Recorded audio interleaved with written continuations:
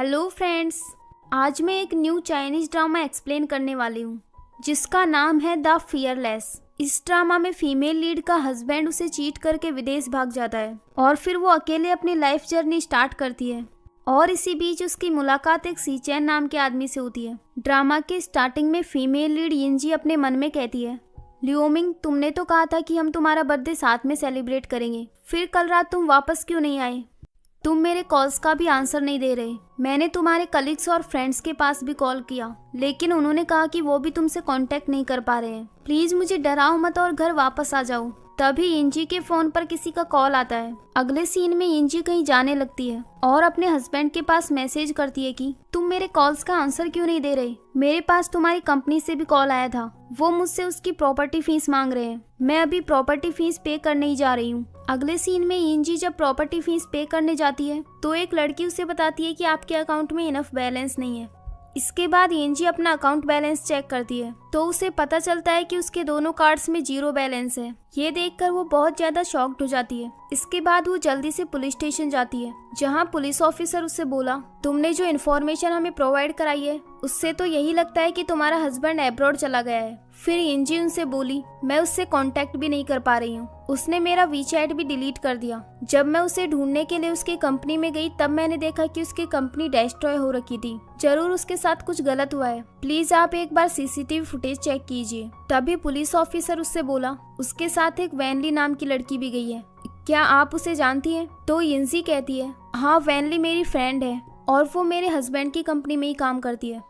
फिर police officer उसे airport के सीसीटीवी फुटेज दिखाता है जिसमें उसका हस्बैंड और उसकी फ्रेंड एयरपोर्ट पर काफी क्लोज खड़े थे और फिर वो वहाँ से अब्रॉड चले जाते हैं। अब हमें फ्लैशबैक में एक सीन दिखाया जाता है जिसमें यिनजी अपने हस्बैंड को अपनी फ्रेंड से इंट्रोड्यूस करवाते हुए कहती है, ये मेरी फ्रेंड वैनली है और अभी किसी जॉब की तलाश में है।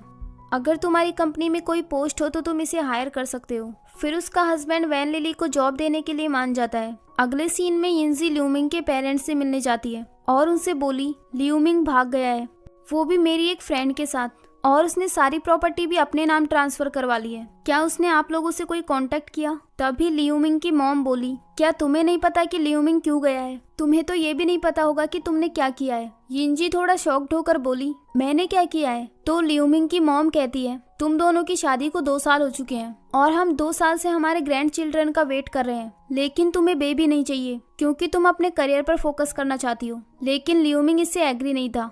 फिर उसे एक लड़की मिली जो उसे लाइक करती थी और उसे चिल्ड्रंस दे सकती है, इसीलिए वो उसके साथ चला गया। फिर यिनजी रोते हुए बोली, जब हमारी शादी हुई थी तब उसी ने कहा था कि उसे बच्चे नहीं चाहिए, लेकिन एक मिनट, क्या आप दोनों पहले से जानते थे कि वो यहाँ से भागने वाला है? इस पर वो हाँ कहते हैं। फिर यिनजी वहाँ से बाहर आ जाती है और वो हमें बताती है कि मेरा नाम यिनजी है और मैं 28 साल की हूँ। मैंने अभी अभी बार एग्जाम पास करके लॉयर का सर्टिफिकेट प्राप्त किया है और मुझे मेरी लाइफ से बहुत ज्यादा होप्स हैं। मैं अपने हस्बैंड की बर्थडे पार्टी के लिए घर पर प्रिपरेशन कर रही थी और उसी दिन वो मेरी फ्रेंड वैनली के साथ अब्रॉड चला गया। एक तरफ करियर में मुझे इतनी अच्छी अपॉर्चुनिटी मिली है और दूसरी तरफ इतना बड़ा शौक। इसके बाद हमें एक क्लास का सीन दिखाया जाता है जहां एक टीचर अपने स्टूडेंट्स को लॉ के बारे में लेक्चर दे रही थी। तभी वहां पर यिनजी उनसे मिलने आती है। क्लास खत्म होने के बाद जब मिसेज वेई बाहर आती है तो वो यिनजी को लॉयर बनने के लिए कॉन्ग्रेचुलेट करती है। इसके बाद वो उसे बात करने के लिए अपने ऑफिस में ले जाती है। तभी यिनजी उनसे रोते हुए बोली, मेरा हस्बैंड मेरी फ्रेंड के साथ विदेश भाग गया। मुझे तो लगता था कि हम हैप्पीली मैरिड हैं, लेकिन आज मुझे पता चला कि मैं कितने बड़े झूठ में जी रही थी। मुझे तो ये भी नहीं पता कि मैंने गलती क्या की है। मैं तो हमेशा से खुद को एक अच्छी वुमेन समझती हूँ। आज मुझे समझ नहीं आ रहा कि मैं किसके पास जाकर बात करूं। मैं अपने पेरेंट्स को भी कुछ नहीं बता सकती। ये सुनकर मिस मेई कहती है, मुझे लगता है कि तुम्हें लॉयर की डिग्री मिलनी ही नहीं चाहिए थी। तुमने अभी अभी बार एग्जाम पास किया है और तुम्हें सिर्फ रोना आता है। तुम्हारे जैसे लोग कभी भी अच्छे लॉयर्स नहीं बन सकते। फिर यिनजी रोते हुए बोली, उन लोगों ने मुझे ऐसी सिचुएशन में छोड़ दिया है, फिर मैं रोऊं नहीं तो क्या करूं? तभी मिस मेई बोली, क्या रोने से तुम अपने हस्बैंड को वापस ला सकती हो? इस वक्त तुम यहाँ बैठकर रो रही हो और वहीं तुम्हारा हस्बैंड तुम्हारी बाकी की प्रॉपर्टी को भी अपने नाम ट्रांसफर करवा रहा होगा। तुम्हारे पास जो भी बचा है वो सब कुछ छीन लेंगे। जाओ अपने सर्टिफिकेट से अपने आंसू पोंछ लो और मेरे पास दोबारा मत आना। तभी यिनजी बोली, आई एम सॉरी, मेरा माइंड अभी पूरी तरह से खाली हो गया था, अभी मैं जाकर कोई सॉल्यूशन निकालती हूँ। ये कहकर वो वहाँ से जाने लगती है। तभी मिस वेई उसे रोकते हुए बोली, अगर तुम अपने पैरों पर खड़ा होना चाहती हो तो तुम्हें कोई नहीं रोक सकता, वो लोग भी नहीं जिन्होंने तुम्हें हर्ट किया है। ये मेरी पुरानी लॉ फर्म के नंबर है, वो लोग तुम्हें हायर कर लेंगे। जाओ और अपनी न्यू जर्नी स्टार्ट करो। अगले सीन में हमें उसी लॉ फर्म का एक सीन दिखाया जाता है जिसमें एक मीटिंग हो रही होती है और मिस्टर हान एक केस पर डिस्कस कर रहे होते हैं। वो उस केस को काफी सारे पार्ट्स में डिवाइड कर देते हैं और सभी लोगों को अपना अपना काम चूज करने के लिए कहते हैं। वहीं एक लॉयर जिसका नाम किंसी है, वो भी बार बार अपना हाथ खड़ा कर रही थी ताकि उसे भी इस केस में कुछ काम मिल सके। मिस्टर हान सभी लोगों को अपना अपना काम दे देते हैं, लेकिन वो किंसी को पूरी तरह से इग्नोर कर देते हैं, जिससे उसे काफी बुरा लगता है। अगले सीन में किंसी मिस्टर हान से मिलने के लिए उनके ऑफिस में जाती है और उनसे बोली, मैं भी इस मर्डर केस में काम करना चाहती हूँ। लेकिन मिस्टर हान उससे बोले, तुम अभी सिर्फ एक इंटर्न हो, मैं तुम्हें ये केस नहीं दे सकता। इसके अलावा और भी केस हैं, तुम उन पर काम कर लो। अगर तुम्हें यही केस चाहिए तो तुम्हें मुझे एक एक्सप्लेनेशन देनी होगी। तभी किंसी कहती है, मैं इस केस में मेरे साथ काम करने के लिए किसी और को ढूंढ लूंगी और जल्दी आपको रिपोर्ट कर दूंगी। ये कहकर वो वहाँ से जाने लगती है। तभी मिस्टर हान उसे रोकते हुए बोले, तुम्हारी मंथली सैलरी कितनी है? तो किंसी बताती है कि 5000 युआन और मुझे कुछ केसेस पर कमीशन भी मिलता है। फिर मिस्टर हान उसके पास आकर बोले, तुमने जो कपड़े पहने हुए हैं वो बिल्कुल भी अच्छे नहीं है। फिर डोर लॉक करते हुए बोले, तुम्हारी बॉडी शेप इतनी अच्छी है, तुम्हें कोई अच्छी सी ड्रेस पहननी चाहिए। अगर तुम्हारे पास पैसे नहीं है तो मैं दे देता हूँ। तभी किंसी बोली, नहीं, मेरी सैलरी मेरे लिए काफी है। फिर मिस्टर हान बोले, तुम अपने शूज को देखो, तुम्हारे पैरों में हाई हील्स ज्यादा अच्छे लगेंगे। तो किंसी उनसे दूर हटते हुए बोली, मैं शूज में ज्यादा कंफर्टेबल हूँ। ये कहकर वो वहाँ से अपने काम पर वापस चली जाती है। अगले सीन में हम यिंजी को देखते हैं, जिसे मिस मेई की कही हुई बातें याद आ रही थी। फिर वो अपने हस्बैंड की फोटोज को और बाकी चीजों को उठाकर वहाँ से बाहर फेंक देती है। फिर हमें एक वीक बाद का सीन दिखाया जाता है, जिसमें यिंजी फर्स्ट डे ऑफिस जाने के लिए रेडी हो रही होती है। जब वो ऑफिस जा रही होती है तभी उसकी कार किसी और की कार से टच हो जाती है। फिर दूसरी कार से एक आदमी निकल कर आता है जिसका नाम जी चैन है। वो अपने कार के स्क्रैच की फोटो क्लिक कर लेता है। फिर वो यिंजी के पास जाकर बोला, इतनी बड़ी रॉड तुम्हें दिखाई नहीं देती क्या, जो हमारी कार एक दूसरे से क्रैश हो गई? तो यिंजी कहती है, इसमें तुम्हारी गलती है, तुमने अचानक से मेरी कार को ओवरटेक करने की कोशिश की। फिर जी चैन उससे बोला, आई एम सॉरी, मैं थोड़ा जल्दी में था, लेकिन तुम टेंशन मत लो, मैं इसे हैंडल कर लूंगा, तुम बस अपनी इंश्योरेंस कंपनी का नाम बताओ। फिर वो यिंजी की इंश्योरेंस कंपनी में कॉल करता है और उनसे बोला, अभी अभी मिस यिंजी ने मेरी कार को टक्कर मारी है और वो इस एक्सीडेंट के लिए रिस्पॉन्सिबल है, मुझे अब इसका मुआवजा चाहिए। ये सुनकर यिंजी बोली, ये सब तुम क्या कह रहे हो, मैं भी अपनी कार की फोटोज लेकर इन्हें दे सकती हूँ। फिर वो अपनी कार की भी फोटोज क्लिक कर लेती है और वो जी चैन की कार के नंबर ले पाती उससे पहले वो वहाँ से चला जाता है। फिर यिंजी भी उसका पीछा करने लगती है और उसकी कार में दोबारा से स्क्रैच करके चली जाती है। अगले सीन में यिंजी जब अपनी लॉ फर्म में पहुंचती है तो 2 एम्प्लॉयज आकर उससे बोले, क्या आप मिस जिया हैं? तो यिंजी कहती है, नहीं, शायद आपको कोई मिस्टेक हुई है। तभी वहाँ एक दूसरी कार आकर रुकती है जिसमें मिस जिया थी। वो एम्प्लॉयज आकर उसे लॉ फर्म के अंदर लेकर जाते हैं। ये देखकर यिंजी अपने आप से बोली, ये मिस जिया कौन है, क्या ये यहाँ इतनी इम्पोर्टेंट है? जब वो अंदर जाती है तो किंसी उसे उसकी डेस्क दिखाने ले जाती है और उसे बताती है कि मैं मिस्टर हान की असिस्टेंट हूँ। फिर यिंजी उससे बोली, आई एम सॉरी, मुझे फर्स्ट डे पर ही पूछना तो नहीं चाहिए, लेकिन मैंने अभी किसी को कहते हुए सुना कि हमारे मेंटर्स हमें किसी केस के लिए एक्स्ट्रा मनी भी देते हैं। तो किंसी उससे बोली, ये इस बात पर डिपेंड करता है कि मेंटर खुश है या नहीं, लेकिन ज्यादातर वो बैड मूड में ही होते हैं और हमारे डिपार्टमेंट में सिर्फ एक मेंटर है, चलो मैं तुम्हें उनसे मिलवा देती हूँ। अगले सीन में हम जी चैन को देखते हैं, जो मिस्टर हान के साथ एक मीटिंग करने आया था, क्योंकि वो भी एक लॉयर है। फिर किंसी वहाँ यिंजी को मिस्टर हान से मिलवाने लाती है, लेकिन किंसी जी चैन को वहाँ देखकर वहाँ से दूर चली जाती है। फिर किंसी उसके पास जाकर बोली, क्या हुआ, क्या तुम मिस्टर हान को पहले से जानती हो? तो यिंजी कहती है, उनके सामने जो आदमी बैठा है वो कौन है? तो किंसी बोली, ये मिस्टर जी चैन है किसी दूसरी लॉ फर्म से, ये यहाँ किसी केस की स्टडी के लिए आए हैं। लेकिन तुम्हें क्या हुआ? तो यिंजी बोली, मुझे अभी वॉशरूम जाना है। ये कहकर यिंजी वहाँ से भागते हुए वॉशरूम में चली जाती है और जब जी चैन मीटिंग खत्म करके वहाँ से चला जाता है तभी वो बाहर आती है। अगले सीन में यिंजी मिस्टर हान से मिलने के लिए जाती है तो मिस्टर हान उससे बोले, तुम 28 साल की हो चुकी हो, फिर अब तुम लॉयर क्यों बनना चाहती हो? तो यिंजी कहती है, मैं ग्रेजुएशन के बाद सिविल सर्वेंट थी, लेकिन तब भी मैं लॉयर बनना चाहती थी, इसलिए मैंने अपनी जॉब को क्विट करके बार एग्जाम पास किया। फिर मिस्टर हान उससे बोले, क्या तुम मैरिड हो? तो यिंजी कहती है, इसका मेरी जॉब से क्या लेना देना। तो मिस्टर हान कहते हैं ये हमारी कंपनी का रूल है, जो लोग मैरिड होते हैं उन्हें एक्स्ट्रा हॉलीडेज मिलते हैं। तो यिनजी उन्हें बताती है कि मेरा डिवोर्स हो चुका है। अगले सीन में किन्सी उसे इसका काम समझा रही होती है। तभी यिनजी उससे बोली, मैंने सुना है कि यहाँ एक केस को काफी सारे पार्ट्स में डिवाइड कर देते हैं, फिर हमें अकेले पूरा केस कब मिलेगा। तो किन्सी बोली, ये तुम खुद ही जान जाओगी, मैं अभी अपने काम पर जाती हूँ। ये कहकर वो वहाँ से चली गई। उसके जाने के बाद यिनजी का एक कलीग बोला, मिस्टर हान ये सब जानबूझकर करते हैं, वो किसी को भी अकेले केस हैंडल नहीं करने देते ताकि उन्हें उस लॉयर को एक्स्ट्रा फीस ना देनी पड़े। फिर यिनजी बोली, जब मैं यहाँ की रेगुलर एम्प्लॉय बन जाऊंगी तब क्या मुझे पूरा केस मिल सकता है। तो उसका कलीग बोला, ये सब तुम खुद ही देख लेना। अगले सीन में यिनजी अपने हस्बैंड की सारी फोटोज को डिलीट कर रही होती है। तभी उसे एक फोटो मिलती है जिसमें उसके फ्रेंड वैनली के साथ उसका बॉयफ्रेंड भी था। इसके बाद उसे फ्लैशबैक में एक सीन याद आता है जिसमें वैनली एक लड़के को यिनजी से इंट्रोड्यूस करवाने के लिए बुलाती है और उसे बताती है कि ये मेरा बॉयफ्रेंड है। ये सब याद करने के बाद अब यिनजी उस लड़के से मिलने जाती है जिसका नाम लियो है। वो यिनजी से बोला, तुम यहाँ क्या कर रही हो, चलो बाहर चलकर बात करते हैं। लेकिन तभी वहाँ पर लियो की वाइफ आ जाती है। ये देखकर लिंजी उससे बोली, क्या ये तुम्हारी वाइफ है? लेकिन तुम तो मेरी फ्रेंड वैनली के बॉयफ्रेंड हो ना। फिर लियो उससे बोला, इस बात को 2 साल हो चुके हैं। वैनली तुम्हारे हस्बैंड की कंपनी में काम करना चाहती थी, लेकिन उसे लगा कि जब तुम्हें पता चलेगा कि उसका कोई बॉयफ्रेंड नहीं है तो तुम उसे अपने हस्बैंड की कंपनी में काम नहीं करने दोगी। इसीलिए उसने मुझे अपना बॉयफ्रेंड बनाकर तुमसे इंट्रोड्यूस करवाया था। इस एपिसोड के शुरुआत में वैनली का बॉयफ्रेंड यिनजी को बताता है कि वो तुम्हारे हस्बैंड की कंपनी में काम करना चाहती थी, इसीलिए उसने मुझे अपना बॉयफ्रेंड बनाकर तुमसे इंट्रोड्यूस करवाया। तभी उसकी वाइफ बोली, तुमने इतनी धोखेबाज लड़की की हेल्प क्यों की? इस पर लियो कहता है, मैं बस इतना चाहता था कि उसे जॉब मिल जाए, क्योंकि मैं जानता हूँ कि एक लड़की के लिए घर का खर्चा चलाना और रेंट देना कितना मुश्किल होता है।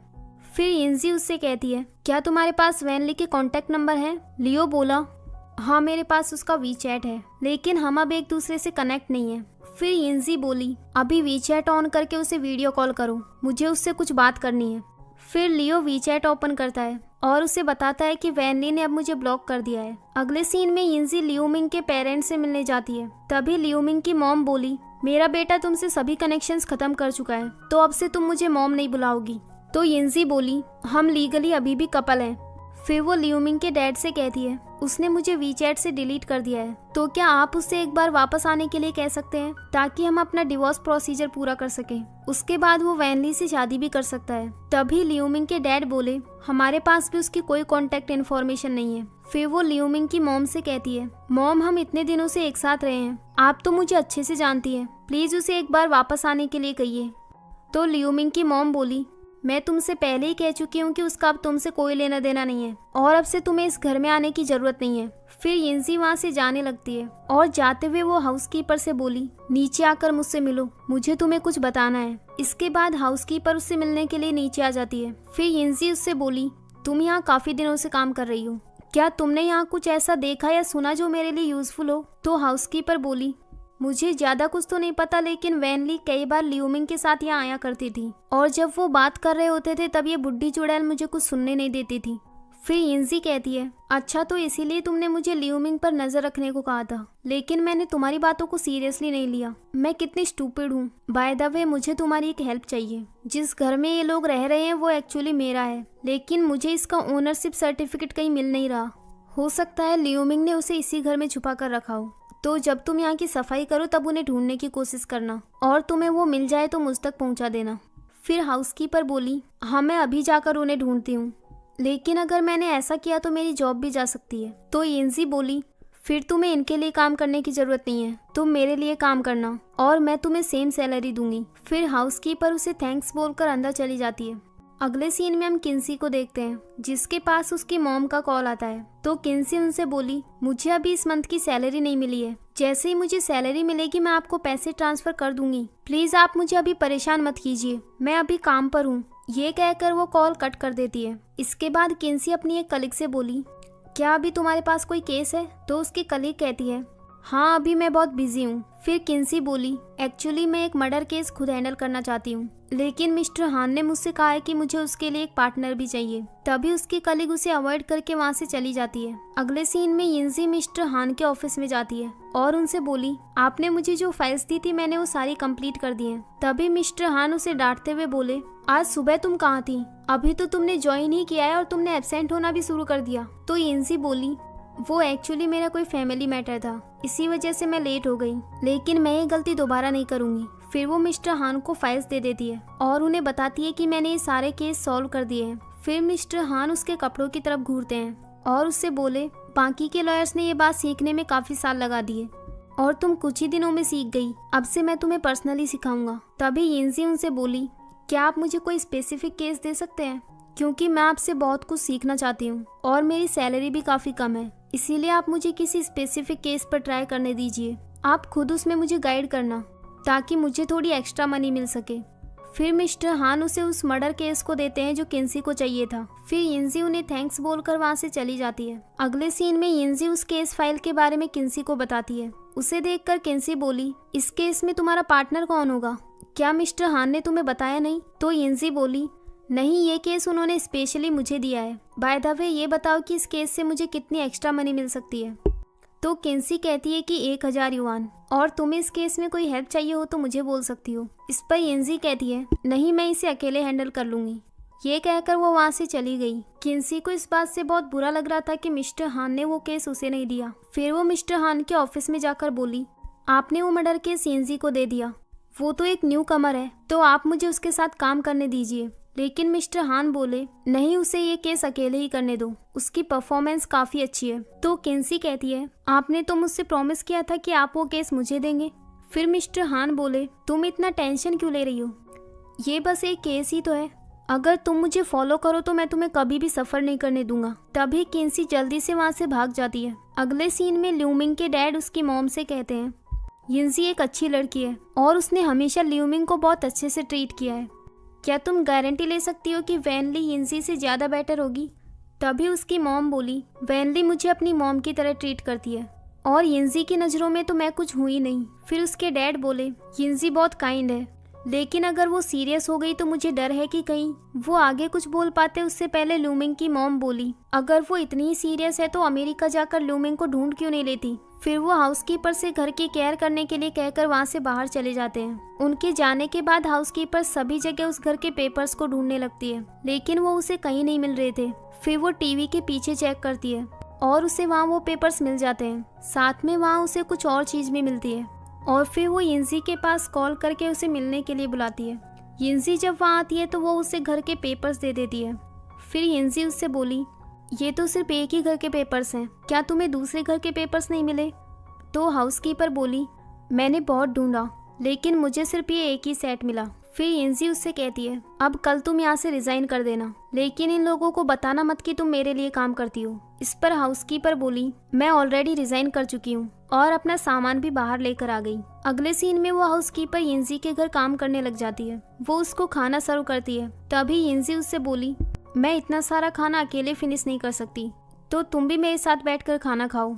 लेकिन हाउसकीपर बोली, आपके फिनिश करने के बाद जो खाना बचेगा मैं उसे खा लूंगी। फिर यिनजी बोली, मेरे घर में इतने सारे रूल्स नहीं है, तुम मेरे साथ बैठकर भी खा सकती हो। बाय द वे वो लोग तुम्हें 6000 युआन सैलरी देते थे, मैं इतने पैसे तुम्हें एक साथ नहीं दे पाऊंगी। तो हाउसकीपर बोली, मैं यहाँ पैसों के लिए काम नहीं कर रही, बल्कि आपके लिए कर रही हूँ। वैसे मैंने तो सुना है कि लॉयर्स काफी सारे पैसे कमाते हैं। तो यिनजी कहती है, हाँ लेकिन ये काफी हार्ड भी है। फिर हाउसकीपर बोली, क्या आप मुझे लॉ सिखा सकती हैं?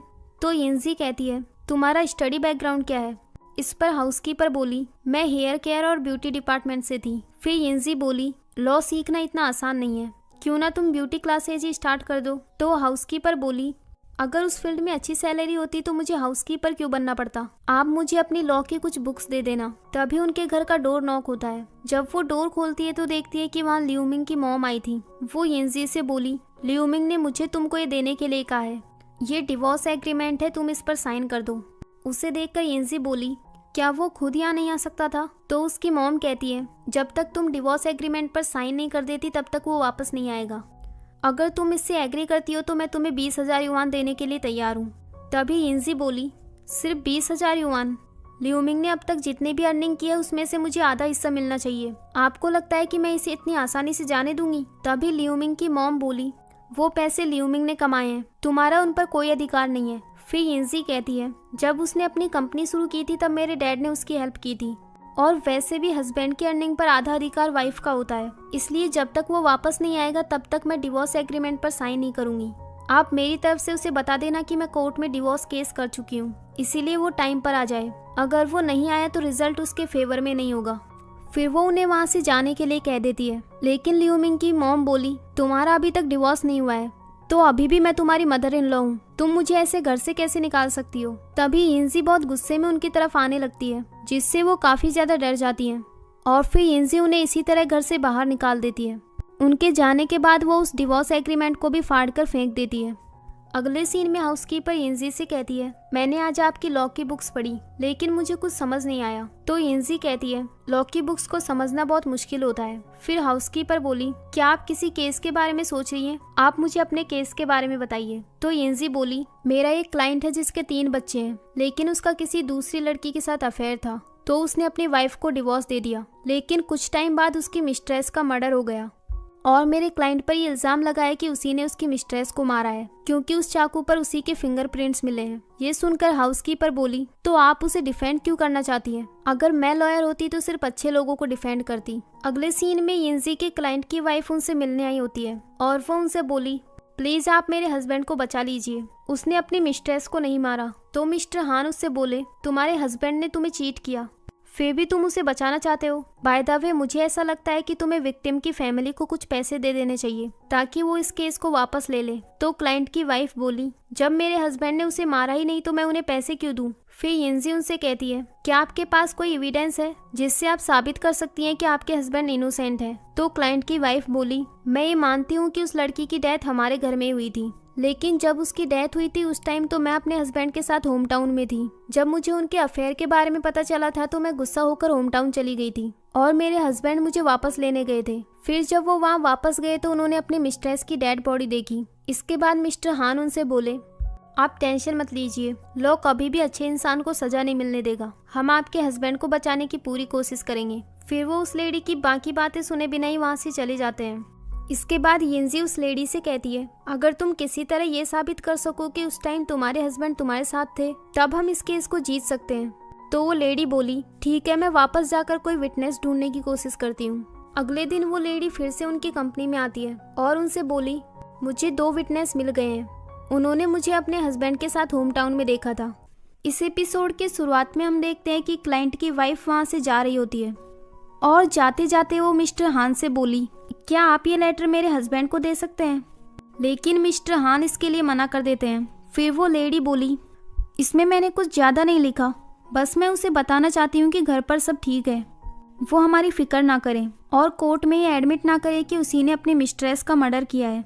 तो मिस्टर हान बोले, ठीक है, आप इस लेटर को यहीं रख दीजिए, हमें अभी केस के बारे में डिस्कस करना है तो आपको यहाँ से जाना होगा। फिर वो लेडी वहाँ से चली जाती है। उसके जाने के बाद मिस्टर हान यिनज़ी से बोले, कल जब तुम इस लेडी को सी ऑफ करने गई थी तब क्या तुम्ही ने इससे विटनेस ढूंढने के लिए कहा था? इस पर यिनज़ी कहती है, हाँ, क्योंकि कल उसने बताया था कि मर्डर के टाइम उसका हस्बैंड उसके साथ था। तभी मिस्टर हान चिल्लाते हुए बोले, क्या तुम मुझे मरवाना चाहती हो? तुम्हें लॉ की स्टडी किए हुए अभी कुछ ही दिन हुए हैं, तुम्हें पता भी है तुमने जो किया है उससे हम जेल भी जा सकते हैं। फिर यिनज़ी बोली, मुझे कुछ समझ नहीं आ रहा। तो मिस्टर हान कहते हैं, किन्सी तुम्हें सब कुछ एक्सप्लेन करेगी। फिर किन्सी उसे बताती है कि उस लेडी ने अपने हस्बैंड को बचाने के लिए विलेजर्स से हेल्प मांगी होगी और वो उन्हें फेक विटनेस बनाकर लाई है। जब पुलिस उनसे पूछताछ करेगी तब वो अपना स्टेटमेंट चेंज भी कर सकते हैं। अगला सीन जेल का होता है, जहां यिनज़ी अपने क्लाइंट से पूछताछ करने गई होती है और वो क्लाइंट उन्हें बताता है कि मैं ये एडमिट करता हूँ कि उस लड़की के साथ मेरा अफेयर था, लेकिन मैंने उसे नहीं मारा। वो हमेशा मुझे मेरी वाइफ से डिवोर्स लेने के लिए फोर्स करती थी। मर्डर वाले दिन वो मेरे घर आई थी और हम दोनों ने रोमांस भी किया था। तभी मुझे उस होटल से कॉल आया जहाँ मेरी वाइफ काम करती थी। उन्होंने मुझे बताया कि वो आज होटल नहीं आई है। फिर मैं वहाँ से करीब 1 बजे अपनी वाइफ को ढूंढने के लिए होम टाउन चला गया और मैं वहाँ से 7 बजे वापस आया था। तब मैंने देखा कि मेरी मिस्ट्रेस का मर्डर हो चुका था। फिर मैंने पुलिस को कॉल करके ये सब बताया। लेकिन उन्होंने मुझे ही अरेस्ट कर लिया। तभी मिस्टर हान उससे बोले, तुम्हारे पास इस बात का कोई एविडेंस नहीं है, इसीलिए मैं तुम्हें सजेशन दे रहा हूँ कि तुम विक्टिम की फैमिली को कुछ पैसे दे दो ताकि वो अपना केस वापस ले लें। तो क्लाइंट बोला, मेरे पास इतने पैसे नहीं हैं और मैं क्यों उनसे माफ़ी मांगूं जब मैंने उसका मर्डर किया ही नहीं। तभी उनकी मीटिंग का टाइम ओवर हो जाता है और वो वहाँ से चले जाते हैं। अगले सीन में हम जी चैन को देखते हैं, जो मिस्टर हान से मिलने के लिए उनकी कंपनी में आया था। वो मिस्टर हान को अंदर जाते हुए देख लेता है। इसके बाद वो रिसेप्शन पर जाकर बोला, मुझे मिस्टर हान से मिलना है। तो वो लड़की कहती है, क्या आपने अपॉइंटमेंट लिया है? आप उन्हें एक बार कॉल कर लीजिए। फिर जी चैन मिस्टर हान के पास कॉल करता है और उनसे पूछता है कि आप कहाँ पर हो। तो मिस्टर हान बोले, आई एम सॉरी पर मैं एक बिजनेस मीटिंग के लिए बाहर आया हूँ, जबकि जी चैन पहले ही उन्हें वहाँ पर देख चुका था। फिर वो मिस्टर हान से बोला, मैं एक इम्पोर्टेंट केस के सिलसिले में बात करने आया था। तो मिस्टर हान बोले, मुझे पता नहीं था कि आप आज आने वाले हो, मैं अपने एक असिस्टेंट को आपसे मिलने के लिए भेजता हूँ, आप जाना मत। इसके बाद वो यिंजी को उससे मिलने के लिए भेज देता है। यिंजी उसे वहाँ देखकर जल्दी से वहाँ से भाग जाती है। फिर मिस्टर हान उससे बोले, तुम्हें तो मैंने जी चैन के पास भेजा था, तुम यहाँ क्या कर रही हो? तो यिंजी बोली, मुझे तो उस केस के बारे में कुछ पता भी नहीं है, तो मैं उनके साथ क्या मीटिंग करूँगी। फिर मिस्टर हान बोले, वो तुम्हारे वाले केस में भी तुम्हारा अपोजिट लॉयर है, लेकिन इस वक्त वो दूसरे केसेस पर फोकस कर रहा है, तो तुम उसे आसानी से मना सकती हो। फिर यिंजी उससे मिलने के लिए चली जाती है। उसे वहाँ देखकर जी चैन बोला, तुम तो वही लड़की हो ना जिसने मेरी कार को हिट किया था, तुम्हारी वजह से मुझे उसे रिपेयर कराने में काफ़ी सारे पैसे खर्च करने पड़े। तो यिंजी बोली, तुम यही डिजर्व करते हो, अगर तुम मुझे परेशान ना करते तो मैं भी कुछ नहीं करती। खैर अब ये बताओ तुम यहाँ किस काम से आए हो? तो जी चैन बोला, मैं यहाँ मिस्टर हान से मिलने आया था, लेकिन उन्होंने बोला कि वो कंपनी से बाहर गए हैं, लेकिन मैंने उन्हें यहाँ आते हुए देख लिया था, शायद वो जानबूझकर मुझे अवॉइड कर रहे हैं। मैं इस मर्डर केस में विक्टिम का लॉयर हूँ, अगर तुम्हारा क्लाइंट उन्हें 4 लाख युआन मुआवजे में दे दे तो मैं उसे माफ़ी दिलवा सकता हूँ, क्योंकि तुम्हारे पास वैसे भी कोई सॉलिड एविडेंस नहीं है। अगर वो उन्हें मुआवजा दे दे तो ये केस यहीं क्लोज हो जाएगा और हम लॉयर्स की ड्यूटी ख़त्म। लेकिन यिंजी बोली, अगर मेरे क्लाइंट ने उसे मारा ही नहीं होगा तो वो उसे मुआवजा क्यों दे? मैं लास्ट तक सच साबित करने की कोशिश करूँगी। तो जी चैन कहता है, ठीक है तुम ट्राई करो, मैं भी देखता हूँ तुम कब तक ट्राई करती हो। तुम्हारा बॉस मिस्टर हान भी ऐसा ही है और तुम भी उसी की तरह एरोगेंट हो। ये कहकर वो वहाँ से चला जाता है। इसके बाद यिंजी अपने घर वापस चली जाती है, जहाँ वो वॉशरूम में अपने हैंड वॉश कर रही होती है। तभी उसे वहाँ अपने हस्बैंड ल्यूमिंग की कुछ चीज़ें मिलती हैं, जिनसे वो उसे मिस करने लगती है। फिर वो उससे रिलेटेड सभी चीज़ों को निकाल कर फेंक रही होती है। तभी उसकी हाउसकीपर बोली, आप इन सबको क्यों फेंक रही हैं? अगर आपको ये नहीं चाहिए तो मुझे दे दीजिए, मैं इन्हें मेरे होम टाउन भिजवा दूंगी। फिर यिंजी उसे बिना कुछ जवाब दिए अपने रूम में चली जाती है। अगले सीन में यिंजी के पास किसी का कॉल आता है। फिर वो मिस्टर हान के ऑफिस में जाकर उनसे बोली, मुझे अभी पुलिस स्टेशन से कॉल आया था, हमारा क्लाइंट हमसे मिलना चाहता है। फिर मिस्टर हान वहाँ किंसी को बुलाते हैं और उससे बोले, तुम यिंजी के साथ क्लाइंट से मिलने जाओ और याद रखना कि तुम्हें सिर्फ उसकी बात सुननी है, अपनी तरफ से तुम दोनों कुछ नहीं बोलोगी। फिर वो वहाँ से चली जाती हैं। अगले सीन में वो दोनों क्लाइंट से मिलने के लिए जा रही होती हैं। तभी किंसी उससे बोली, हमारा यहाँ आना वेस्ट होगा क्योंकि हम सिर्फ अभी इंटर्न्स हैं, हमें अकेले उनसे नहीं मिलने दिया जाएगा। ये सुनकर यिंजी फिर से मिस्टर हान के पास जाती है और उनसे बोली, हम आपके बिना उस क्लाइंट से नहीं मिल सकते। तो मिस्टर हान बोले, अगर तुम्हें ना मिलने दिया जाए तो वापस आ जाना, वैसे भी हम उससे पहले मिल चुके हैं और मैं अभी बहुत बिजी हूँ। तो यिंजी बोली, हो सकता है वो हमें कोई इम्पोर्टेंट बात बताना चाहता हो, अब क्या मैं उनसे ये बोलूँ कि लॉयर ने उनसे मिलने से मना कर दिया? इसके बाद मिस्टर हान वहाँ जाने के लिए मान जाते हैं। फिर वो तीनों क्लाइंट से मिलने के लिए जाते हैं, लेकिन मिस्टर हान किंसी को बाहर ही खड़े रहने के लिए कहता है।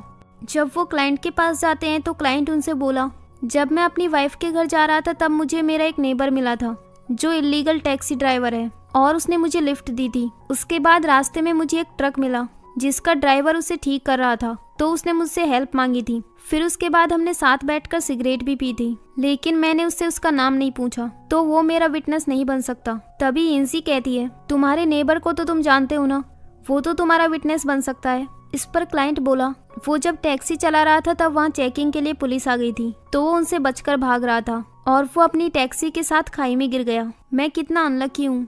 तभी मिस्टर हान उससे फिर से विक्टिम की फैमिली को मुआवजा देने की बात करते हैं, लेकिन क्लाइंट इसके लिए मना कर देता है। इसके बाद वो वहाँ से चले जाते हैं। अगले सीन में यिनज़ी मिस्टर हान के ऑफिस में जाती है और उनसे बोली, कोर्ट के ट्रायल में अभी 1 वीक बाकी है, तो प्लीज़ आप मुझे इस केस में इन्वेस्टिगेशन करने दो, क्योंकि मुझे नहीं लगता कि वो क्लाइंट हमसे झूठ बोल रहा होगा। इस पर मिस्टर हान बोले, ठीक है, मैं तुम्हें 5 दिन का टाइम दे रहा हूँ, तुम्हें जो करना है करो। अगले सीन में यिनज़ी उस केस की इन्वेस्टिगेशन के लिए जा रही होती है। तभी उसके पास किसी का कॉल आता है, जिसे सुनकर वो बहुत ज़्यादा शॉक्ड हो जाती है। वो अपनी कार को वहीं ब्रेक लगा देती है और जल्दी से वापस कंपनी में चली जाती है। फिर वो किन्सी के पास जाकर बोली, मुझे तुमसे एक ज़रूरी बात करनी है, क्या तुम बाहर आ सकती हो? फिर किन्सी उससे मिलने के लिए बाहर आ जाती है तो यिनज़ी उससे कहती है, मेरे साथ कुछ प्रॉब्लम हुई है और मुझे समझ नहीं आ रहा कि मैं किससे हेल्प मांगूँ, क्या तुम मेरी हेल्प कर सकती हो? इस पर किन्सी हाँ कहती है।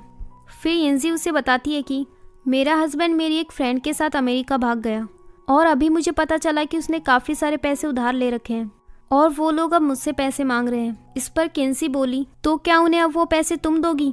इस पर यिनज़ी बोली, मेरे पास कोई पैसे नहीं है, मेरे सारे पैसे उसने ट्रांसफ़र करवा लिए थे। फिर किन्सी कहती है, मैं तुम्हारी क्या हेल्प कर सकती हूँ? इस पर यिनज़ी बोली, सबसे पहले मुझे इस पैसों वाली प्रॉब्लम को सॉल्व करनी होगी, क्योंकि मैं इस मर्डर केस को खोना नहीं चाहती। मेरे पास इन्वेस्टिगेशन के लिए सिर्फ 5 दिन है, इसीलिए मैं चाहती हूँ कि मेरी जगह इस केस की इन्वेस्टिगेशन तुम करो, क्योंकि मेरे अलावा सिर्फ तुम ही इस केस के बारे में जानती हो। और मैं मिस्टर हान से बोलूँगी कि हम दोनों साथ में इन्वेस्टिगेशन कर रहे हैं। फिर किन्सी बोली, ठीक है, लेकिन मेरी एक शर्त है, तुम अपने हस्बैंड से डिवोर्स लेने वाली हो ना, तो मैं चाहती हूँ कि तुम उसमें अपनी लॉयर मुझे बनाओ। इस पर यिनज़ी बोली, तुम्हें तो पता ही है कि मेरे पास पैसे नहीं है। तो किन्सी कहती है, मुझे बस केस चाहिए, पैसे नहीं। फिर यिनज़ी इसके लिए हाँ कह देती है। अगले सीन में यिनज़ी लिऊ मिंग के पेरेंट्स के घर जाती है और उनसे बोली, क्या लिऊ मिंग ने प्राइवेट लोन ले रखा था? क्या आप मुझे बता सकते हैं कि उसने कितने पैसे उधार ले रखे हैं? इस पर लिऊ मिंग की मॉम कहती है कि हमें कुछ नहीं पता। फिर यिनज़ी बोली, तो फिर आप मुझे उसके फ़ोन नंबर दे दीजिए, मैं खुद ही उससे कांटेक्ट कर लूँगी। लेकिन वो कहती है कि हमें उसके नंबर भी नहीं पता। फिर यिनज़ी चिल्लाते हुए बोली, वो आपका बेटा है और आपके पास उसके फ़ोन नंबर भी नहीं है। अगर आप मुझे कुछ नहीं बता रही तो मैं उन डेबिट कलेक्टर्स को आपके नंबर दे दूंगी, फिर वो लोग यहाँ आकर आपसे पैसे मांगेंगे। ये सुनकर लिऊ मिंग की मॉम बोली, उसने वो पैसे भी जरूर तुम्हारे लिए उधार लिए होंगे ताकि तुम्हारा खर्चा उठा सके। उसने अपनी कंपनी भी तुम्हारे लिए शुरू की थी। तभी यिनज़ी चिल्लाते हुए बोली, मैंने तो उसके पैसों को देखा तक नहीं। अगर उसे मेरी इतनी फिक्र थी तो उसका बाहर अफेयर क्यों था? तभी उसकी मॉम बोली, मुझे इस बारे में कुछ नहीं पता, तुम खुद ही अमेरिका जाकर उसे ढूंढ लो। ये कहकर वो उसे घर से बाहर निकाल देती है। लिंजी जब वहाँ से बाहर आती है तभी उसके पास डेबिट कलेक्टर का कॉल आता है, जो उससे बोला, मैं आपको फिर से रिमाइंड करवाना चाहता हूँ कि आपके हस्बैंड ने हमसे 8 लाख युआन उधार लिए थे, तो आप जल्द से जल्द उन्हें पे कर दीजिए। इस पर यिनज़ी चिल्लाते हुए बोली, जिसने तुम्हारे पैसे लिए थे उसी से जाकर मांगो, वो तुम्हारे साथ स्कैम करके भाग चुका है। ये कहकर वो कॉल कट कर देती है, लेकिन फिर भी उसके पास बार बार उन लोगों के कॉल्स आ रहे थे, जिससे वो बहुत ज्यादा परेशान हो जाती है। इस एपिसोड के शुरुआत में हम देखते हैं कि यिनज़ी डेब्ट कलेक्टर्स के ऑफिस में जाती है और रिसेप्शन पर जाकर बोली, मुझे मिस्टर झोउ से मिलना है। तो वो लड़की कहती है, पहले आप ये बताओ कि आप उनसे क्यों मिलना चाहती हैं। इस पर यिनज़ी बोली, अगर तुमने मुझे उनसे नहीं मिलने दिया तो तुम्हें प्रॉब्लम हो सकती है। फिर वो लड़की उसे मिस्टर झोउ से मिलाने के लिए ले जाती है। तभी यिनज़ी किन्सी के पास कॉल करके बोली, 30 मिनट बाद तुम मुझे कॉल करना, और अगर मैं कॉल रिसीव ना करूँ तो तुम पुलिस को कॉल कर देना। फिर वो अंदर जाकर मिस्टर झोउ से बोली, मेरे हस्बैंड ने आपसे 8 लाख युआन का लोन लिया था, लेकिन वो सारे पैसे लेकर भाग गया और मुझे इस बारे में अभी अभी पता चला है। मैं आपसे इसी बारे में बात करना चाहती हूँ। तभी मिस्टर झोउ बोले, अगर तुम पैसे वापस करने आई हो तो मेरे एम्प्लॉय से जाकर बात करो। तो यिनज़ी कहती है, मेरी बात अभी पूरी नहीं हुई है, मैं एक लॉयर हूँ और मैंने यहाँ आने से पहले काफी रिसर्च किया है। आपकी जैसी कंपनीज का प्राइवेट लोन देना इलीगल है, फिर भी मैं आपको आपके पैसे लौटाना चाहती हूँ, लेकिन मेरी 2 कंडीशंस हैं। फर्स्ट ये है कि मैं आपको इस लोन पर कोई इंटरेस्ट नहीं दूंगी, और दूसरी ये है कि आप लोन कलेक्ट करने के लिए किसी को मेरे घर पर नहीं भेजेंगे। तभी मिस्टर झोंग बोले, क्या तुम प्रोफेसर यिन की बेटी हो? मेरे अंकल भी उसी स्कूल के डायरेक्टर हैं। मैं वहाँ पर कई बार विजिट करने जाता था। तो यिनज़ी बोली, हाँ मुझे भी ऐसा लगता है जैसे मैंने पहले आपको कहीं देखा हो। फिर मिस्टर झोंग बोले, क्या कोइंसिडेंस है, हम दोनों तो जान पहचान के निकले। ठीक है, फिर मैं तुम्हारी कंडीशंस मान लेता हूँ और मैं तुम्हें पे करने के लिए 1 वीक का टाइम दे रहा हूँ। और इसके बाद वो अपने इन-लॉज के घर जाती है और उस घर के प्रॉपर्टी पेपर्स ढूंढ लेती है, क्योंकि वो घर उसी के नाम था। फिर वो एक रियल एस्टेट कंपनी में जाकर उनको बताती है कि मैं अपने दोनों अपार्टमेंट्स को बेचना चाहती हूँ। तो एक एम्प्लॉय उसे बताता है कि इन दोनों अपार्टमेंट्स का प्राइस लगभग 18 मिलियन युआन है। वहीं दूसरी ओर येंजी के इन-लॉज उसके घर आ गए थे क्योंकि उन्हें पता चल गया था कि उसने प्रॉपर्टी पेपर्स चुरा लिए हैं। वो बार बार डोर नॉक कर रहे थे लेकिन हाउसकीपर डोर नहीं खोलती और फिर वो खुद ही अपनी बॉडी पर कुछ स्क्रैच कर लेती है। फिर डोर खोलकर उनसे बोली, तुम लोग मेरे घर पर क्या कर रहे हो? तो येंजी की मदर इन लॉ कहती है, तुमने हमारे घर के प्रॉपर्टी पेपर्स चुराए हैं। ये कहकर वो उसे नीचे गिरा देती है और उससे उन पेपर्स को वापस मांगने लगती है। तभी वहाँ पर पुलिस आ जाती है जिन्हें हाउसकीपर ने ही बुलाया था। फिर वो पुलिस से बोली, ये लोग मुझे काफ़ी देर से पीट रहे हैं, ये देखो मुझे कितने सारे स्क्रैच आ गए हैं। तभी मदर इन लॉ पुलिस से बोली, इसने हमारे प्रॉपर्टी पेपर्स चुराए हैं और ये स्क्रैचेस इसने खुद ने किए हैं।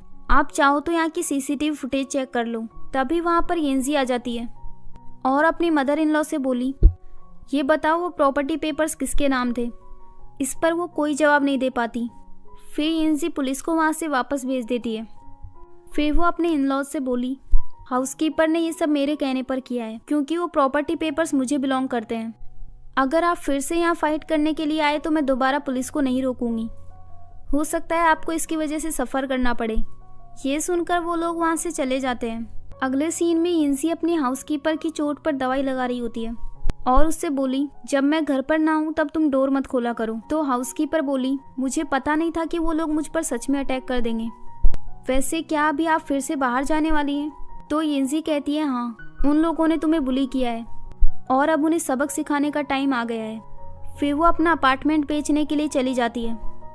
तो डीलर उससे कहता है, अभी प्रॉपर्टी बेचने का ये सही टाइम नहीं है, कुछ दिन बाद आपको इसके काफ़ी अच्छे प्राइस मिल जाएंगे। लेकिन येंजी बोली, मैं अभी सिर्फ अपना एक घर बेचना चाहती हूँ, वो भी जितना जल्दी हो सके उतना जल्दी। हो सकता है नए ओनर को इसमें मूव इन करने में थोड़ी प्रॉब्लम आए, तो जब वो लोग वहाँ शिफ्ट हो रहे होंगे तब मैं भी वहाँ होंगी। फिर डीलर उसे हाँ कह देता है। अगले सीन में येंजी ऑफिस जाती है। तभी एक एम्प्लॉय उसके पास आकर बोली, मैंने सुना है तुम और किन्सी एक मर्डर केस के बारे में इन्वेस्टिगेशन कर रही हो, क्या मैं भी उसे ज्वाइन कर सकती हूँ? तो येंजी बोली, तुम तो मिस्टर ताओ की टीम में हो ना?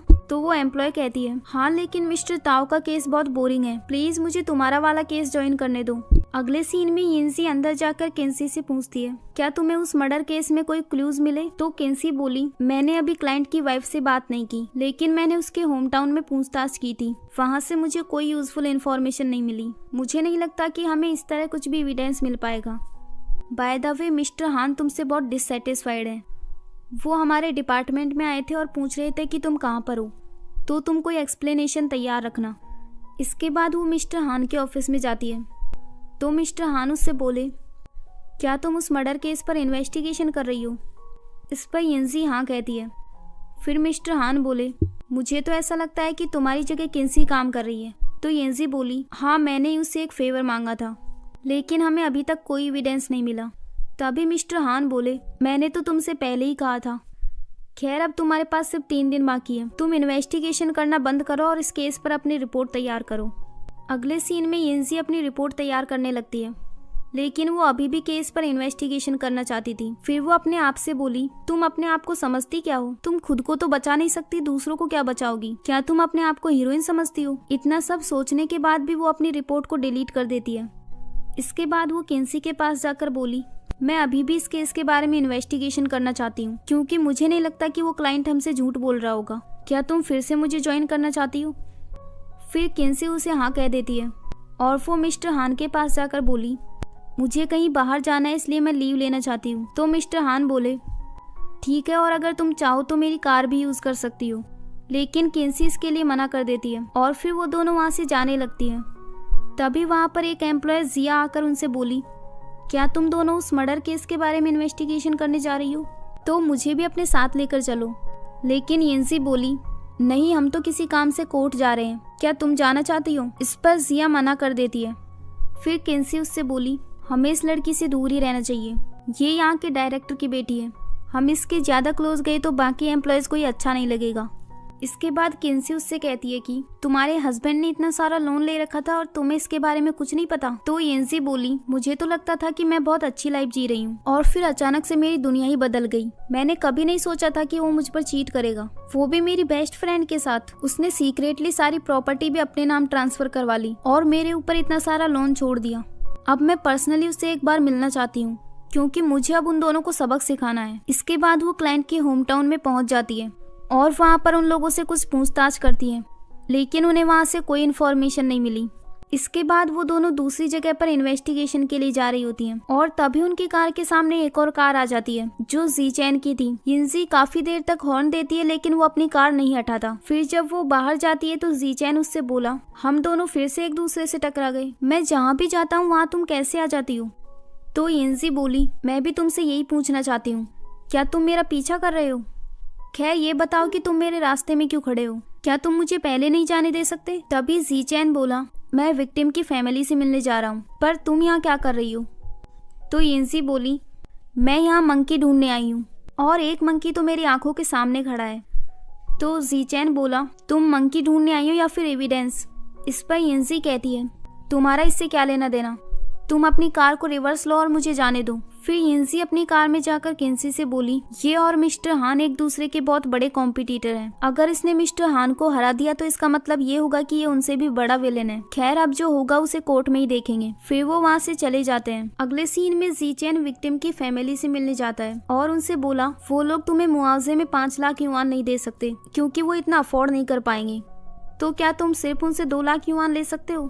तभी विक्टिम की सिस्टर बोली, सिर्फ 2 लाख युआन से क्या होता है, इतना तो मेरी सिस्टर 1 साल में कमा लेती थी। तभी उसका भाई उसे चुप रहने को कहता है और वो ज़ीचैन से बोला, तुम मुआवजा कम क्यों कर रहे हो? वो लोग जरूर गरीब होने का नाटक कर रहे होंगे ताकि उन्हें ज्यादा पैसे ना देने पड़े।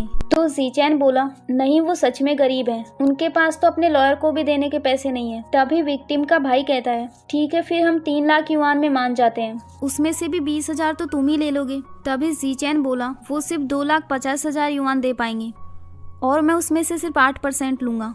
फिर विक्टिम की फैमिली इसके लिए मान जाती है। तभी ज़ीचैन उनसे बोला, क्या तुम्हारे पास विक्टिम की कोई फोटो है? तो उसकी सिस्टर उसे फोटो देते हुए बोली, देखो वो कितनी सुंदर थी और तुम उसके सिर्फ 2,50,000 युआन दे रहे हो। फिर ज़ीचैन उसकी फोटो देखता है और वहाँ से जाते हुए अपने आप से बोला, ये 1 साल में 2 लाख युआन कैसे कमा लेती थी, वो तो काफी सुंदर थी, फिर उस गरीब आदमी के प्यार में कैसे पड़ गई। अगले सीन में यिनज़ी गांव के बाकी लोगों से पूछताछ करने गई होती है और तभी उसके पास मिस्टर हान का कॉल आता है जो उससे बोले, तुम इस वक्त कहाँ पर हो? मैंने तुमसे रिपोर्ट लिखने को कहा था ना, अभी के अभी वापस आकर रिपोर्ट तैयार करो।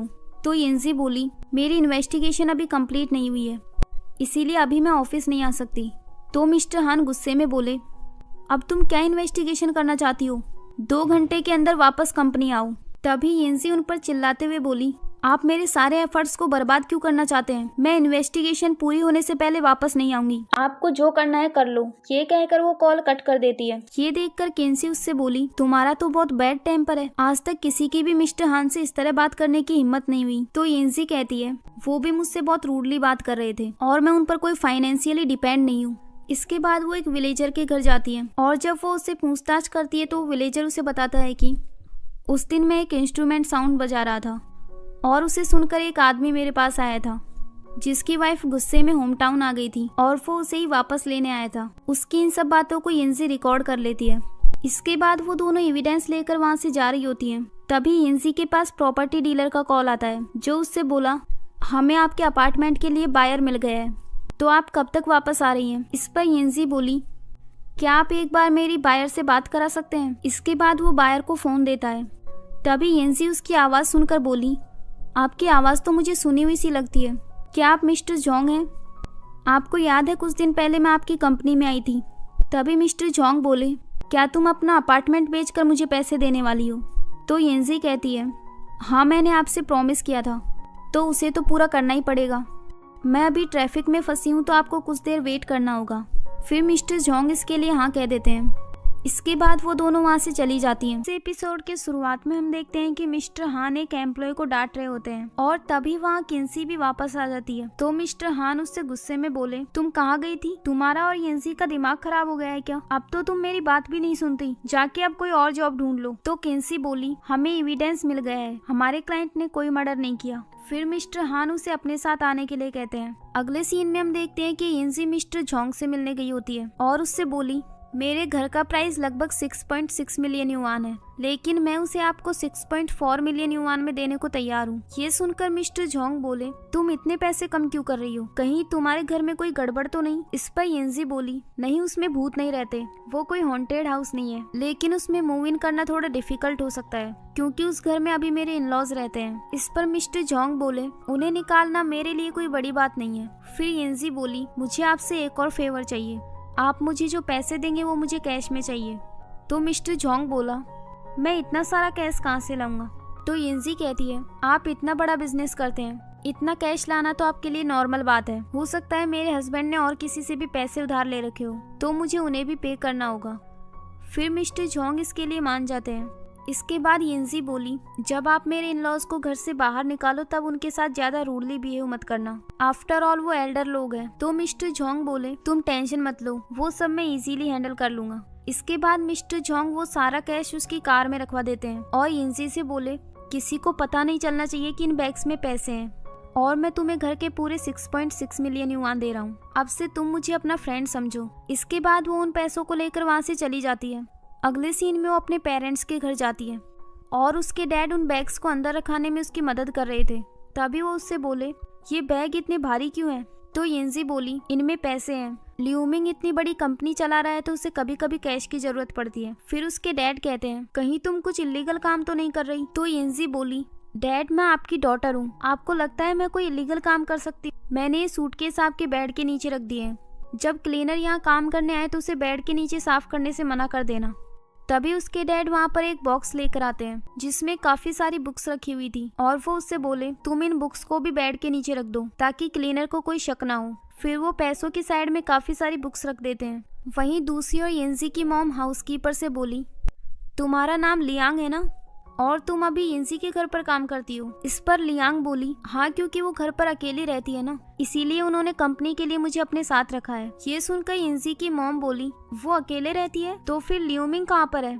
इस पर लियांग बोली, क्या आपको उसने बताया नहीं? वहीं दूसरी ओर येंजी के डैड उससे बोले, क्या तुमने अपनी हाउसकीपर को इन पैसों के बारे में बताया है? तो येंजी कहती है, नहीं। फिर उसके डैड बोले, तुमने बहुत अच्छा किया, हम किसी के भी कैरेक्टर को इतनी जल्दी नहीं जान सकते, तो उसे तुम कुछ मत बताना। इसके बाद येंजी बाहर आकर अपनी मॉम से पूछती है, लियांग कहाँ पर है? तो उसकी मॉम बोली, वो नीचे तुम्हारा वेट कर रही है। पहले ये बताओ तुम्हारे और ल्यूमिंग के बीच क्या हुआ है? मैंने अभी तुम्हारी मदर इन लॉ के पास कॉल किया था, उन्होंने बोला कि तुम्हारा उनसे कोई कनेक्शन नहीं है, तुम अपने पेरेंट्स को इतनी आसानी से फूल नहीं बना सकती। फिर येंजी उन्हें बताती है कि वो मेरी एक फ्रेंड के साथ विदेश भाग गया और साथ में उसने पूरी प्रॉपर्टी भी अपने नाम ट्रांसफर कर ली, तो मेरे पास जो भी पैसे बचे थे उन्हें मैंने विथड्रॉ करके अपने पास रख लिया ताकि वो दोबारा मेरे साथ स्कैम ना कर सके। मैं जल्दी उससे डिवोर्स लेने वाली हूँ। तो उसके डैड कहते हैं, मैंने कभी एक्सपेक्ट नहीं किया था कि ल्यूमिंग ऐसा पर्सन होगा। तभी उसकी मॉम बोली, तो फिर क्या एक्सपेक्ट किया था तुमने? जैसे उसके पेरेंट्स है वैसा ही तो बेटा होगा। तभी येंजी उनसे बोली, मॉम आप रोना बंद कीजिए,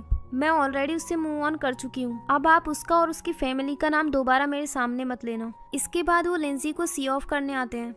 तभी लिंजी की मॉम लियांग से बोली, लिंजी के इतने हार्ड टाइम में तुम उसके साथ हो, उसके लिए मैं तुम्हें थैंक्स कहना चाहती हूँ, तुम ये कुछ पैसे रख लो। लेकिन लियांग उन पैसों को लेने से मना कर रही होती है। फिर येंजी के कहने पर वो उन पैसों को रख लेती है। इसके बाद येंजी के डैड बोले, अब से लियांग को उसकी सैलरी मैं दे दूंगा, तुम अपना बैंक अकाउंट बताओ। लेकिन लिंजी उनसे बोली, इसकी कोई जरूरत नहीं है, जब मुझे अच्छी सैलरी मिलने लगेगी तब मैं इसे सारे पैसे पे कर दूंगी। फिर वो दोनों वहाँ से चली जाती हैं। इसके बाद लियांग उससे बोली, सॉरी मुझे पता नहीं था कि आपने अपने पेरेंट्स को कुछ नहीं बताया है। तो येंजी बोली, कोई बात नहीं, वैसे भी कभी ना कभी तो उन्हें पता चलना ही था। इसके बाद वो दोनों घर पहुंच जाती हैं और येंजी अपने रूम में जाकर सो जाती है। अगली सुबह वो किन्सी के पास कॉल करके बोली, मुझे लगता है कि मेरी थोड़ी तबीयत खराब है, इसीलिए मैं आज लीव ले रही हूँ, तुम मिस्टर हान को मेरी तरफ से ये बता देना। फिर किन्सी उससे बोली, मिस्टर हान पूछ रहे थे कि तुमने उस केस की रिपोर्ट तैयार की या नहीं, अगर तुम नहीं कर सकती तो वो खुद कर लेंगे। इस पर येंजी बोली, नहीं, वो रिपोर्ट मैं खुद तैयार करूंगी, क्योंकि मैंने इस केस पर इन्वेस्टिगेशन किया है तो मुझे ज्यादा इजी होगा। ये कहकर वो कॉल कट कर देती है। अगले सीन में मिस्टर हान किन्सी को अपने ऑफिस में आने के लिए कहते हैं। तभी किन्सी उनसे बोली, अभी एक एम्प्लॉय ने मुझे एक फॉर्म सबमिट करने के लिए बुलाया है। तभी मिस्टर हान उसे गुस्से से देखते हुए बोले, मैंने तुमसे अंदर आने के लिए कहा है ना, डोर लॉक करके अंदर आओ, मुझे तुम्हें कुछ बताना है, मैं तुम्हें खा नहीं जाऊंगा। इसके बाद किन्सी अंदर आ जाती है। फिर मिस्टर हान बोले, कल तुम मेरे साथ कोर्ट चलोगी। तो किन्सी बोली, लेकिन आपके साथ तो येंजी जाने वाली थी। इस पर मिस्टर हान बोले, वो अभी एक न्यू कमर है, मुझे डर है कि वो कहीं कुछ गलत ना कर दे, इससे सिचुएशन और भी खराब हो सकती है। और मैं इस साल तुम्हारा प्रमोशन करने के बारे में भी सोच रहा हूँ।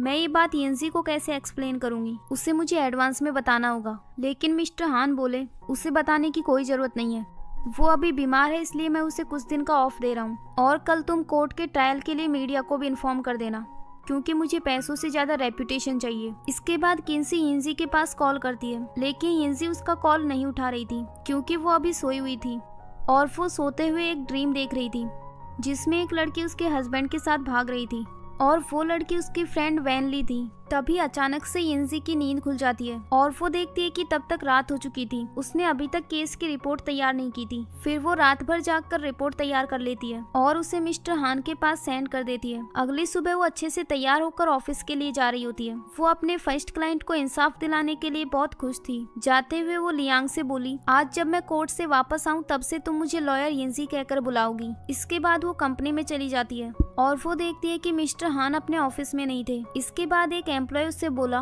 क्या तुम मिस्टर हान का वेट कर रही हो? तो येंजी कहती है, हाँ, उन्होंने कहा था कि वो 9 बजे तक आ जाएंगे। तभी वो एम्प्लॉय बोला, क्या तुम उनकी बातों पर इतना विश्वास करती हो? वो तो 8 बजे यहाँ से कोर्ट के लिए निकल चुके हैं और किन्सी भी उनके साथ गई है। ये सुनकर येंजी जल्दी से वहाँ से कोर्ट के लिए चली जाती है, लेकिन वो बीच में ही ट्रैफिक में फंस जाती है।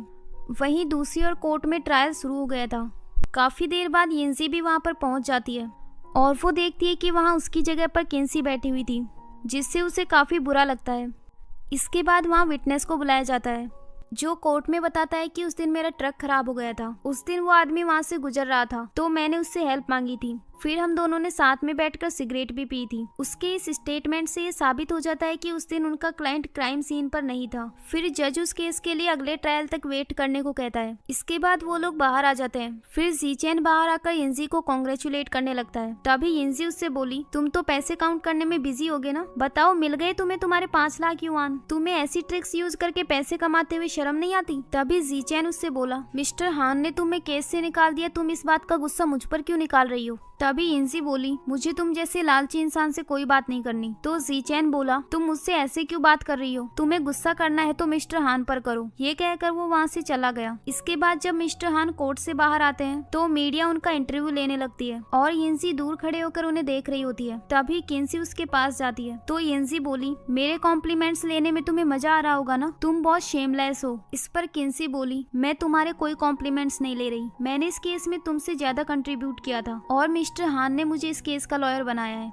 मैंने तुम्हारे पास कॉल भी किया था लेकिन तुमने रिसीव नहीं किया। अब तुम इस बारे में क्या सोचती हो वो तुम्हारे ऊपर है। तो येंजी बोली, आई एम सॉरी, मैं तुम पर गुस्सा नहीं करना चाहती थी, चलो मैं तुम्हें अपनी कार में राइड दे देती हूँ। इस पर किन्सी कहती है, नहीं मैं खुद चली जाऊंगी। ये कहकर वो वहाँ से चली गई। अगले सीन में लिंजी ये सब बात अपनी टीचर मिस मेई को बताती है तो मिस मेई बोली, तुम अभी एक इंटर्न लॉयर हो, तुम्हारे पास कोर्ट में जाने की क्वालिफिकेशंस नहीं है, तो मिस्टर हान ने कुछ भी गलत नहीं किया। फिर येंजी बोली, मैंने इतनी अच्छी अपॉर्चुनिटी मिस कर दी, अब लगता है मुझे फेम पाने के लिए कोई और केस ढूंढना होगा। इस एपिसोड के शुरुआत में हम देखते हैं कि जीचेन अपने एक फ्रेंड के साथ कॉफी पीने आया होता है और साथ में वो उस मर्डर केस की फाइल्स भी देख रहा था। ये देखकर उसका फ्रेंड बोला, ये केस तो बहुत जल्दी क्लोज होने वाला है, तो तुम अभी ये सब क्यों पढ़ रहे हो? कहीं तुम्हें विक्टिम की फैमिली के लिए कोई फीलिंग्स तो नहीं है? तो जीचेन बोला, नहीं, मुझे सिर्फ मेरे पैसों के साथ फीलिंग्स हैं। तो उसका फ्रेंड बोला, तुम्हें इन केसेस को इतना हाई वैल्यू प्रोवाइड करने की जरूरत नहीं है, क्या तुम्हें विक्टिम की फैमिली पर दया आ रही है? तो जीचेन बोला, तुम्हें ये कहते हुए बिल्कुल शर्म नहीं आ रही? मैं ये सब तुम्हारे लिए कर रहा हूँ, तुम्हें पता है ना? वो 20,000 युआन भी तुम्हें मिलने वाले हैं, जबकि सारी मेहनत मैं कर रहा हूँ। तभी उसका फ्रेंड बोला, बदले में मैं तुम्हें कॉफी भी तो पिला रहा हूँ। तुम मानोगे नहीं, लेकिन तुम्हें विक्टिम की फैमिली पर दया आ रही है। वो हमारी लॉ फिल्म के सामने आकर रो रहे थे, इसी वजह से तुम्हारा हार्ट सॉफ्ट हो गया। तभी जीचेन बोला, नहीं ये इम्पॉसिबल है, मुझे कभी किसी पर दया नहीं आती। तभी उनके पास लॉ फिल्म से कॉल आता है और वो जल्दी से कंपनी के लिए निकल जाते हैं। जब वो वहाँ पहुँचते हैं तो देखते हैं कि वहाँ विक्टिम के फैमिली मेंबर्स आए होते हैं, जो उनसे बोले, तुमने इस केस में कुछ भी नहीं किया है, तो हमें हमारा रिफंड चाहिए। तुमने कहा था कि तुम हमें 5 लाख युआन का मुआवजा दिलवाओगे, तो उसका क्या हुआ? अगर तुमने हमें रिफंड नहीं दिया तो हम डोर पर खड़े होकर हड़ताल कर देंगे। तभी जीचेन अपने फ्रेंड से बाहर चलकर बात करने को कहता है। बाहर जाकर वो उससे कहता है कि तुम उन्हें रिफंड दे दो। तो उसका फ्रेंड बोला, हमने इस केस पर मेहनत तो की है ना, तो मैं उन्हें रिफंड क्यों दूं? इस पर जीचेन बोला, मैं बस उन्हें कंफर्ट करने की कोशिश कर रहा हूँ, वरना वो ऐसे ही डेली यहाँ आकर तमाशा करेंगे। फिर जीचैन के माइंड में एक आइडिया आता है और वो विक्टिम की फैमिली के पास जाकर बोला, अभी तक कोर्ट का फैसला आया नहीं है, हो सकता है उस आदमी ने सच में आपकी सिस्टर को ना मारा हो, तो हमारा उनसे पैसों की मांग करना ठीक नहीं है और तुम लोगों को भी कोई मुआवजा नहीं मिलेगा, इसीलिए हम आपको आपका रिफंड वापस कर रहे हैं, आप इस कॉन्ट्रैक्ट पर साइन कर दो, इसके बाद हम इस केस के लॉयर नहीं रहेंगे। फिर वो उस केस पर साइन कर देते हैं और उनसे अपने पैसे वापस ले लेते हैं। तभी जीचैन का फ्रेंड उससे बोला कि हमारे पास मुआवजा लेने के और भी तरीके हैं।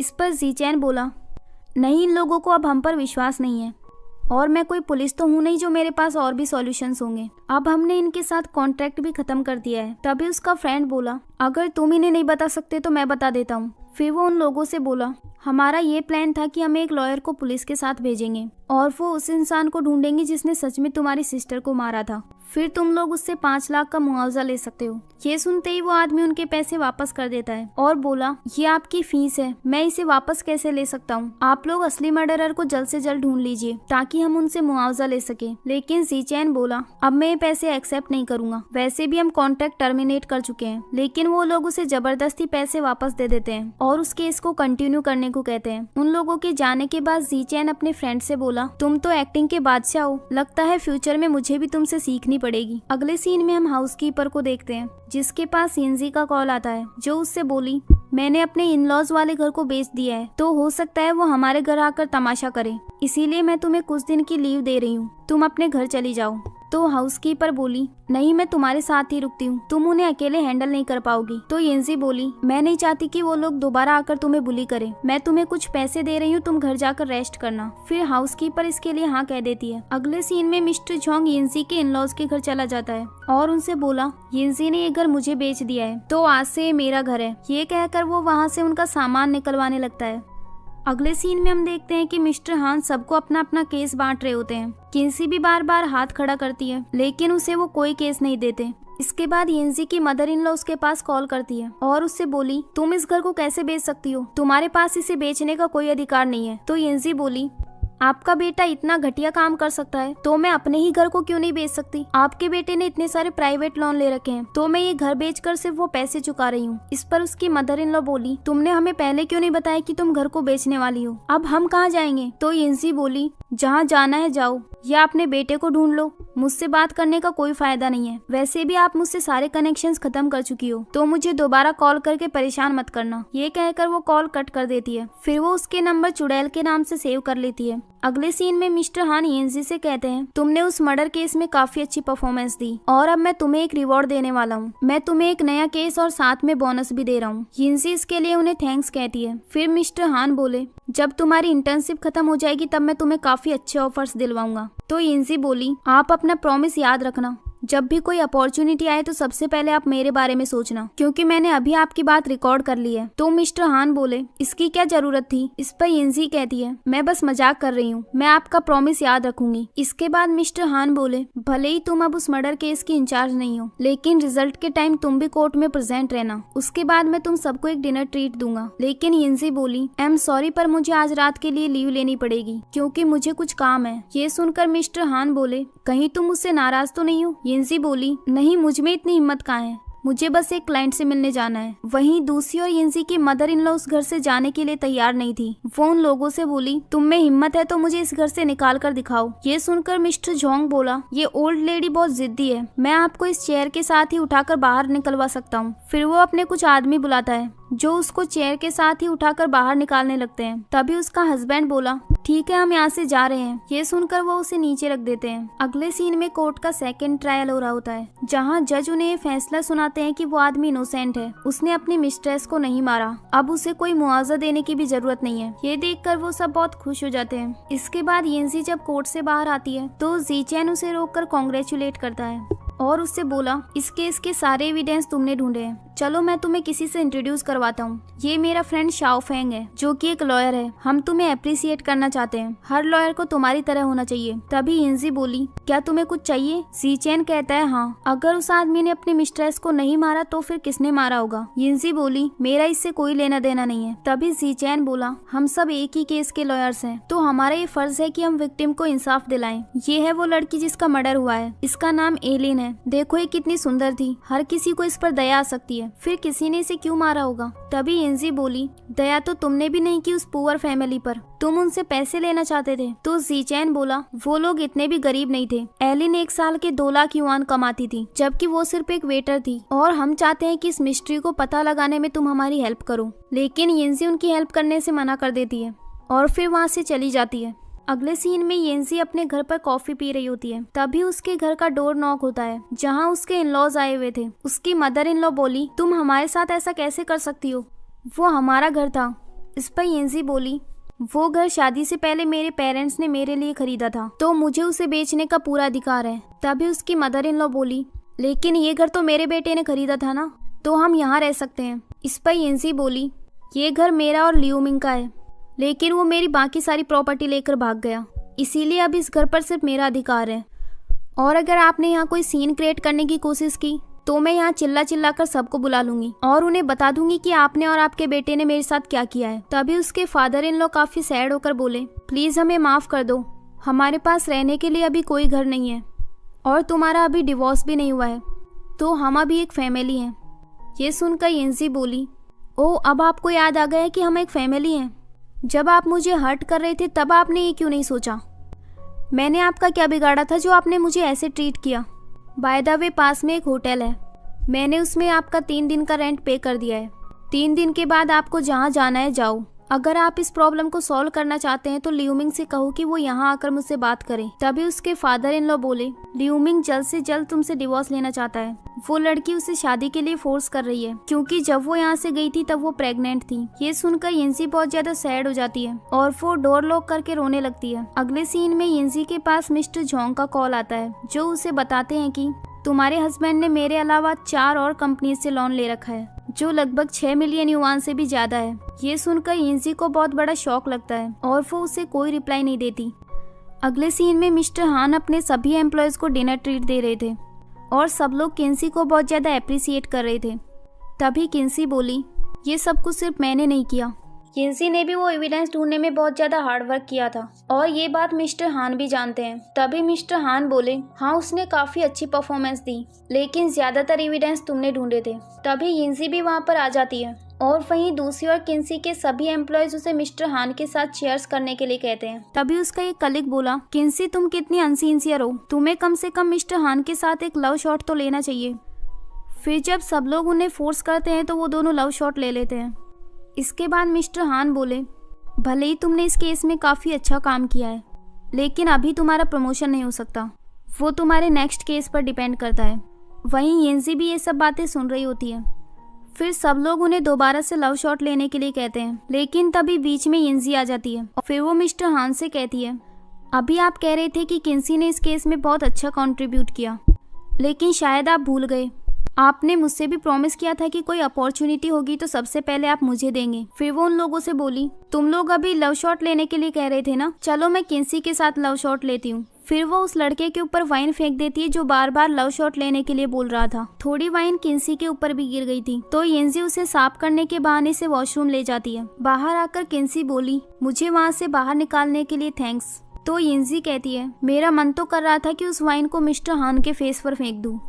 तभी किन्सी बोली, तुम तो आज यहाँ नहीं आने वाली थी, फिर अचानक से क्यों आ गई। तो यिनज़ी बोली, मुझे अभी अभी पता चला कि मेरे हस्बैंड ने 4 लोन्स और ले रखे हैं, जो लगभग 6 मिलियन युआन है। मेरा घर बेचने के बाद भी मेरे पास इतने पैसे नहीं है, मुझे समझ नहीं आ रहा कि अब मैं क्या करूं। तुमने कहा था कि तुम मेरी डिवोर्स लॉयर बनने वाली हो। इस पर किन्सी बोली, हाँ लेकिन अभी मैं सिर्फ एक इंटर्न हूँ, तो मैं तुम्हारी लॉयर नहीं बन सकती। आई थिंक तुम्हें मिस्टर हान से हेल्प लेनी चाहिए और तुम अभी उनके कैरेक्टर के बारे में मत सोचो। तो यिनज़ी बोली, मुझे उनके कैरेक्टर से फर्क नहीं पड़ता, लेकिन तुम भी जानती हो कि वो केस में सिर्फ अपनी फॉर्मेलिटी पूरी करते हैं और वो मेरे साथ भी ऐसा ही करेंगे। अगले सीन में हम ज़ीचैन को देखते हैं, जो अभी भी उस मर्डर केस के बारे में इन्वेस्टिगेशन कर रहा था। इसके बाद वो यिनज़ी को कॉल करता है और उससे बोला, मैं जितना भी इस केस के बारे में सोच रहा हूँ ये उतना ही स्ट्रेंज होता जा रहा है। तो यिनज़ी बोली, तो तुम जल्दी इस केस को सॉल्व कर दो, आई होप तुम इसे सॉल्व कर सकते हो।